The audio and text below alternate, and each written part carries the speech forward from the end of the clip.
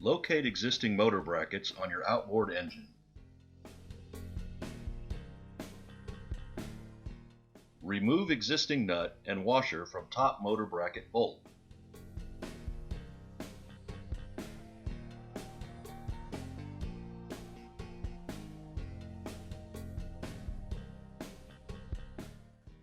Determine where to drill your TurboSwing holes using the base plate as a guide.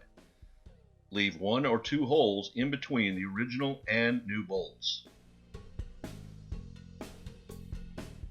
Ensure you have enough space and access inside the transom for your bolts to be inserted. Use a measuring tape as a guide.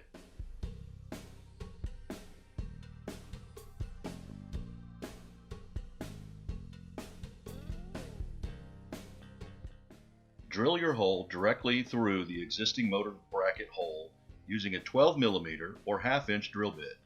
Be sure the drill bit is long enough to go all the way through the transom. Add sealant, non-PVC or non-silicone, into the newly drilled hole and around the opening inside the transom to ensure a tight seal.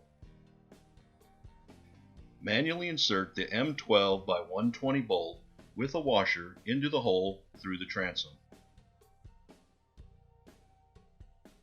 Remove excess sealant from the bolt.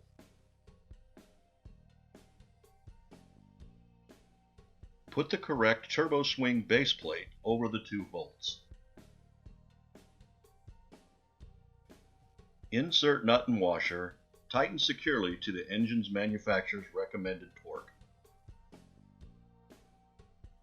Now install the original nut and washer from the motor bracket bolt and tighten firmly to engine manufacturer's recommended torque.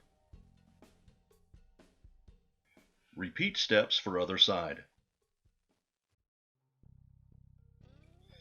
Piece together the M8 by 50 bolt with the grooved locking nut onto the TurboSwing tube holder. Where you position the grooves on the nut and tube holder will determine the height of the TurboSwing.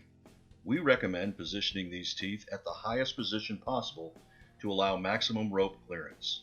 This can be adjusted later before finishing the installation if needed. Important: make sure the teeth on the locking nut are properly aligned with the grooves on the tube holder and it is firmly tightened. Position the black friction plate on top of the tube holder assembly. Using an M12 by 50 bolt, secure the tube holder to the base plate and tighten using a locking nut. Be sure not to over tighten. The tube holder will need to pivot when the motor is trimmed up. Repeat steps for the other side.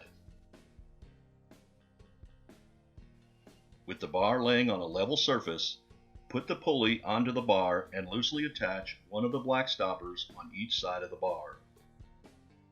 Be sure not to tighten too much, as these will need to be adjusted later.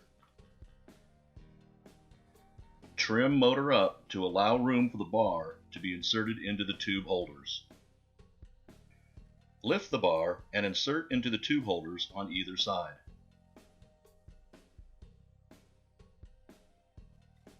Trim your motor down as far as possible without the motor hitting your trailer. Slide the pulley left and right to be sure that it cannot hit any part of the motor. If it does hit the motor, remove the bar and place it aside. Remove the tube holders on both sides and loosen the grooved locking nut that is aligned on the tube holder. Position the locking nut down a notch or 2 as needed and retighten. Be sure the teeth are properly aligned and tighten firmly. Make sure that you move both locking nuts to the same position. Reinsert the TurboSwing bar into the tube holders, making sure that the pulley does not hit the motor in any location. Turn the motor all the way to one side. With the motor turned, properly position the black stoppers so that the pulley will not hit the motor when tension on the rope is released. Tighten the existing stopper and add one additional stopper next to it. Make sure both stoppers are securely tightened and touching one another. Using a measuring tape, measure the stopper's position up the TurboSwing. Ensure that both sides match and that the stoppers are located in the same position. Trim the motor up slowly and make note of where the motor hits the TurboSwing. Attach included black pad to the motor on the point of contact with the swing to protect it from scratches. If the motor does not hit the TurboSwing at all, you do not need to attach this pad. Also, if the TurboSwing does not come in contact with the motor when trimmed, feel free to further tighten the bolts, attaching the tube holder to the base plate. Complete your TurboSwing install by inserting the M8x45 bolt and special M8 with I bolt on either side of the bottom of the TurboSwing tube. It does not matter which one goes on which side.